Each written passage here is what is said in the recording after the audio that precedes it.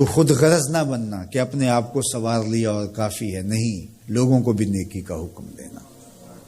وامر بالمعروف ونہا عن المنکر، لوگوں کو نیکی کا حکم دینا اور برائی سے منع کرنا لوگوں کو، یہ مومن کی زندگی ہے۔ تو خود غرض نماز پڑھنے والے اگر نماز کی روح سے آشنا ہو جائیں کہ یہ محض اوپر نیچے ہونے کی مشق نہیں ہے، بلکہ یہ اللہ کے حضور اپنی نیازمندی کا اظہار ہے، اپنے عجز کا اظہار ہے، تو پھر نماز ان کو وہ مقام دیتی ہے اور وہ شعور بخشتی ہے کہ جو بے نمازی کے نصیب میں کہاں۔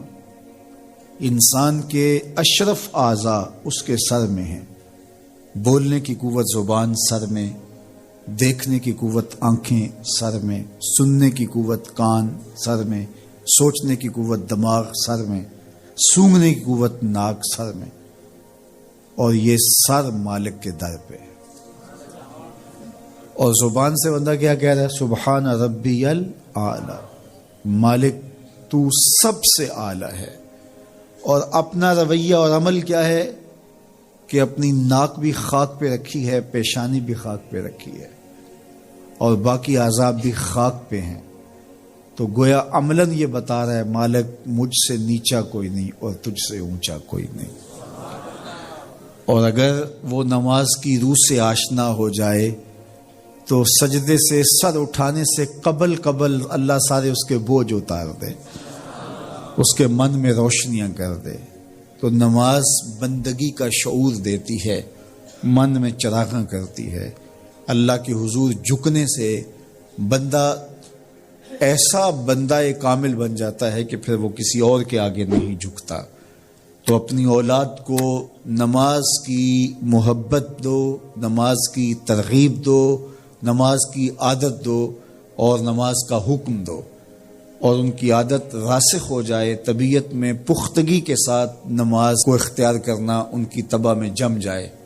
نماز ان کی طبیعت میں نظم پیدا کرے گی، ان کو نظم و ضبط کا پابند بنائے گی، اور ان کی صحت کی ضامن ہوگی، اور ان کے باطن کی طہارت کا سبب اور ذریعہ ہوگی۔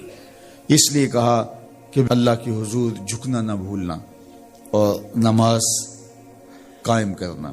نماز کا تعلق اپنے آپ سے ہے کہ وہ اپنے آپ کو سنوارتا ہے، تقرب اللہ کے لیے اس کی اپنی عملی کوشش ہے۔ بندے اور خدا کا ایک ربط ہے نماز۔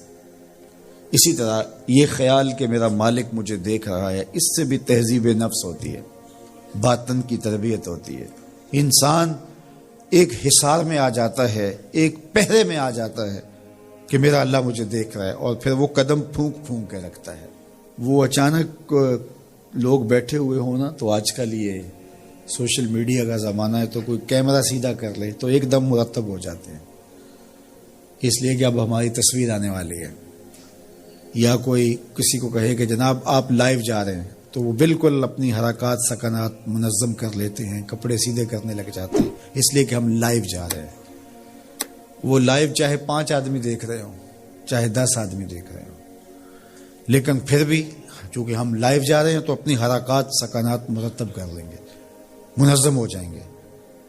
اور جب یہ یقین ہو کہ میرا اللہ مجھے دیکھ رہے ہیں، یہ ساری حرکتیں وہاں لائیو جا رہی ہیں، تو پھر دل میں برا خیال بھی آنے لگے گا تو اس کو روکیں گے کہ میرا اللہ تو دیکھ رہا ہے۔ پھر بولی بھی مرتب ہو جائے گی، پھر رویے بھی مرتب ہو جائیں گے، طرز معاشرت بھی منظم ہو جائے گا، آنکھیں بھی نہیں بھٹکیں گی، خیال بھی نہیں بہکیں گے، سوچیں بھی آوارہ نہیں ہوں گی، چاہے آپ بند کمرے میں کیوں نہ ہوں، پھر بھی منظم رہیں گے، اس لیے کہ میرا اللہ مجھے دیکھ رہا ہے۔ تو یہ یقین زندگی کو منظم کرتا ہے۔ تو اس کا تعلق بھی انسان کی ذات سے تھا۔ نماز سے بھی تہذیب نفس ہے، اللہ سے تقرب حاصل ہوتا ہے۔ اب کہا